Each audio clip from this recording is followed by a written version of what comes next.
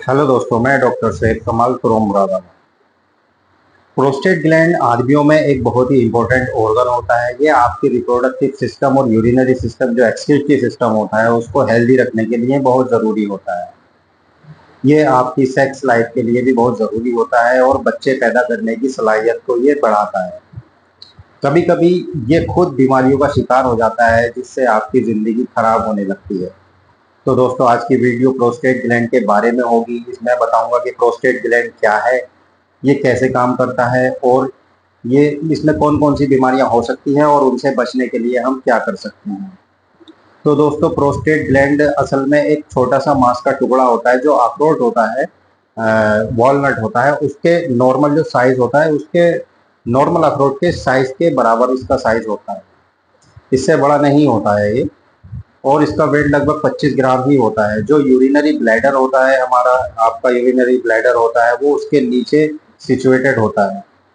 Urinary bladder से जो पेशाब की नली निकलती है शुरू में, तो उसके बिल्कुल शुरुआत में ही ये इसको चारों तरफ से घेरा रहता है, सराउंड करता है।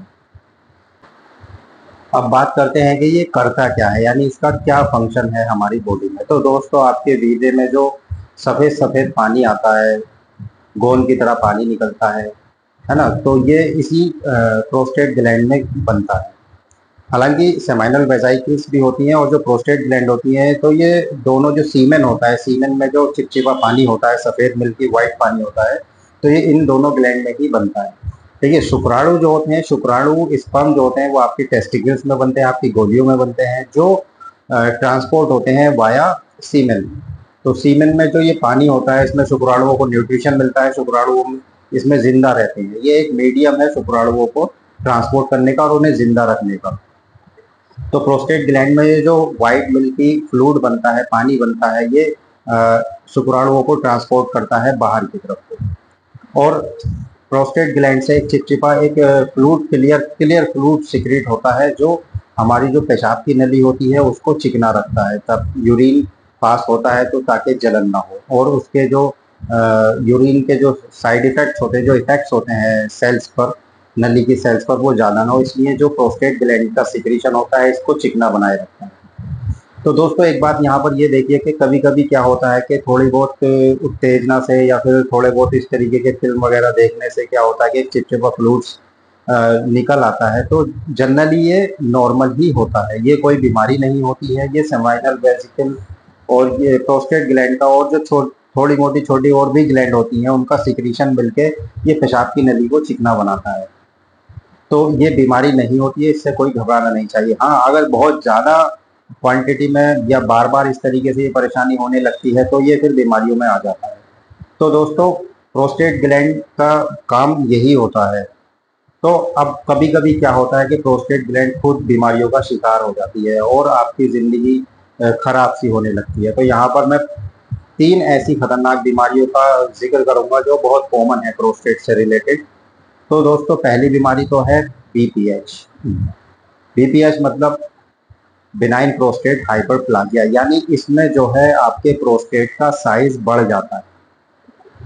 जी हाँ, चाहे ये इन्फेक्शन की वजह से बढ़े या फिर इसका जो ये जो एक मांस का टुकड़ा होता है, क्योंकि ये न्यूट्रिशन इसको मिलता रहता है तो ये बढ़ भी जाता है। तो ये बढ़ता कैसे है? ज़्यादातर ये जो बढ़ता है, इसकी ग्रोथ जो होती है वो जैसे हमारे किसी भी बॉडी के ऑर्गन की जैसे नॉर्मली ग्रोथ होती है, बढ़ता है, उसी तरीके से ये प्रोस्टेट भी बढ़ जाता है। तो बहुत ज़्यादा फैटी खाना खाने से, बहुत ज़्यादा कार्बोहाइड्रेट वाला खाना खाने से, ऐसा खाना खाने से जिसमें ट्रांस फैट ज़्यादा हो, खराब फैट ज़्यादा हो, एलडीएल ज़्यादा हो, ऐसा खाना खाने से बहुत ज़्यादा बढ़ जाता है। जैसे मीट खाते हैं, है ना, मीट खाते हैं या फिर बहुत ज़्यादा चर्बी वाली चीज़ें होती है, फास्ट फूड खाते हैं, बाहर का खाना खाते हैं। हम अपने भारतीय खाने को छोड़कर ये जो बाहर वाला खाना हमने अपना रखा है, या हम इस तरीके का खाना ज़्यादा खाते हैं, तो ये हमारी बॉडी में सारे ऑर्गन्स का, सारे जगहों का वेट बढ़ाता है, उसका साइज बढ़ाता है, तो ये प्रोस्टेट का साइज भी बढ़ जाता है। तो इससे बचने के लिए अगर हम अपना इंडियन फूड इस्तेमाल करें, इंडिया का खाना खाएं, जो दालें होती हैं, दालें हो गई या फिर रोटी हो गई, यानी जिसमें हाई प्रोटीन कंटेंट रहता है, हरी सब्जियां खाएं, तो इस तरीके से हम इस चीज़ से बच सकते हैं। तो दोस्तों बीपीएच का हमारे यूरिनरी सिस्टम पर और हमारी सेक्स लाइफ पर, आपकी सेक्स लाइफ पर बहुत ही एडवर्स इफेक्ट पड़ता है। अगर कुछ ऐसे सिम्टम्स मिले कि पेशाब बार बार आता है, बहुत थोड़ा थोड़ा आता है, टपक टपक कर आता है, बूंद बूंद कर कर आता है, या फिर धार बहुत ज्यादा पास ही गिर जाती है, कपड़ों पर ही गिर जाती है, ज्यादा दूर तक धार नहीं जा पाती है, पेशाब में जलन रहती है या पेशाब में खून आने लगता है, तो ये बीपीएच के सिम्टम हो सकते हैं। क्योंकि प्रोस्टेट जो हमारी नली को चारों तरफ से पेशाब की नली को दबा लेता है, तो उससे क्या होता है कि पेशाब में रुकावट आने लगती है। जब पेशाब में रुकावट आती है तो उससे रिलेटेड सिम्टम्स, ये सारे सिम्टम्स आने लगते हैं। तो जब भी ये सिम्टम्स आपको मिले तो ज़रूर अपने क्वालिफाइड फिजिशियन या फिर क्वालिफाइड डॉक्टर्स हैं उनको ज़रूर दिखाइए, उनसे ज़रूर मिलिए।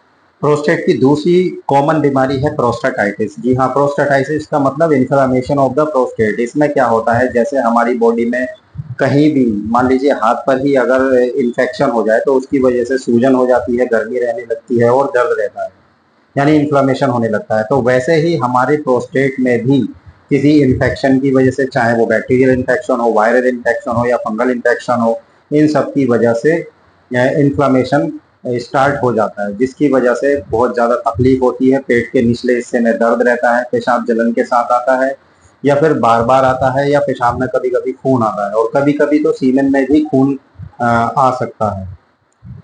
और इस तरीके से जो सिम्टम और भी हो सकते हैं, जैसे फीवर रहता है, कमजोरी रहती है, और ये सारे सिम्टम्स मिलकर जो है प्रोस्टेट के इन्फेक्शन को इंडिकेट करते हैं।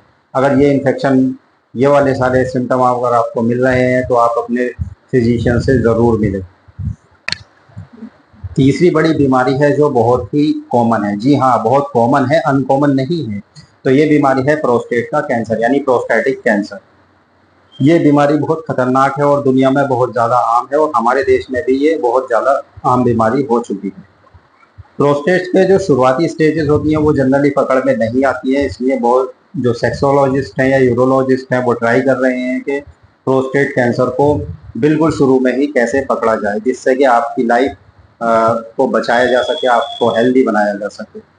तो दोस्तों अगर आपको ये सिम्टम मिल रहे हैं जो मैं रिपीट कर रहा हूँ, जैसे पेशाब बार बार आना, टपक टपक कर आना, या फिर बूंद बूंद करके आना, रुक रुक कर पेशाब आना, बहुत मेहनत करके पेशाब आना, यानी जो पेशाब की धार है वो बहुत पास गिरे जा रही है, या पेशाब में खून आता है या सीमेन में खून आता है, तो अगर आपको ये सिम्टम मिल रहे हैं तो ज़रूर आप सजग हो जाइए और इसको जल्द से जल्द, इसमें क्या खराबी है वो चीज़ दिखाने के लिए आप ज़रूर कंसल्ट करें डॉक्टर से, और ताकि आप जो शुरुआती स्टेजेस होती हैं या शुरुआती बीमारी की स्टेजेस होती हैं उनको पकड़ में लाकर उस पर अच्छे से कंट्रोल कर सकें। तो दोस्तों अब बात आती है कि प्रोस्टेट को हम कैसे हेल्दी रखें, इसको कैसे सेहतमंद रखें। तो सबसे पहली चीज़ जो बहुत ज़्यादा इम्पोर्टेंट है वो है रेगुलर एक्सरसाइज करना, यानी डेली बेसिस पर आपको थोड़ी बहुत, चाहे आधा घंटा करें, आपको हल्की फुल्की ही करें चाहे, तो आपको एक्सरसाइज करनी ही करनी है। इससे आपके सारी बॉडी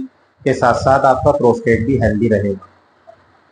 दूसरी चीज़ जो है, हमें अपने खान पान पर लगाम लगानी है। ऐसे खाने नहीं खाना है जिसमें बहुत ज़्यादा ट्रांस फैट पाई जाती है या हाई कोलेस्ट्रॉल वाले खाने होते हैं जिसमें बैड फैट, जो बुरी फैट होती है, चर्बी बहुत ज़्यादा पाई जाती है, वो वाले खाने नहीं खाने हैं। या फिर बहुत ज़्यादा हाई कार्बोहाइड्रेट डाइट होती है, जैसे चीनी, मिठाई, या फिर बहुत ज़्यादा चावल जो लोग खाते हैं।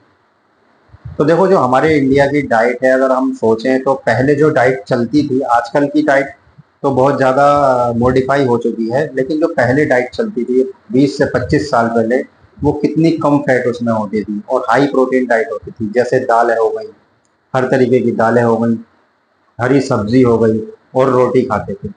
लेकिन आजकल क्या है, जो बाहर से इंपोर्ट हुई नए नए खाने, नए नए डिशेस आ गई हैं, तो वो हाई कोलेस्ट्रॉल कंटेंट होता है उसमें, जो हमारी बॉडी में दिल के साथ साथ सारी बॉडी का फैट डालते हैं, और जो हाल दिल का होता है वही जो प्रोस्टेट का कर देते हैं। इससे प्रोस्टेट का साइज बढ़ जाता है और प्रोस्टेट अनहेल्दी हो जाता है।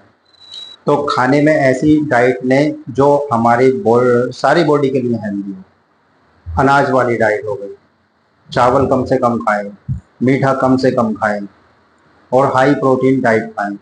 लीन मीट वाली जो लीन फैट वाला जो मीट होता है उसको कंज्यूम करें जो मछली से हमें मिलता है। मेडिटेरेनियन डाइट होती है, बहुत हेल्दी डाइट होती है।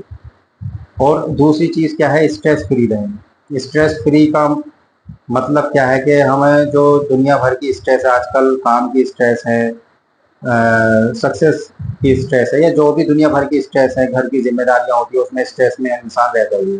तो उस स्ट्रेस को अपने ऊपर कम से कम हावी होने दें। अगर आप एंजाइटी फ्री रहेंगे तो आपकी बॉडी हेल्दी रहेगी।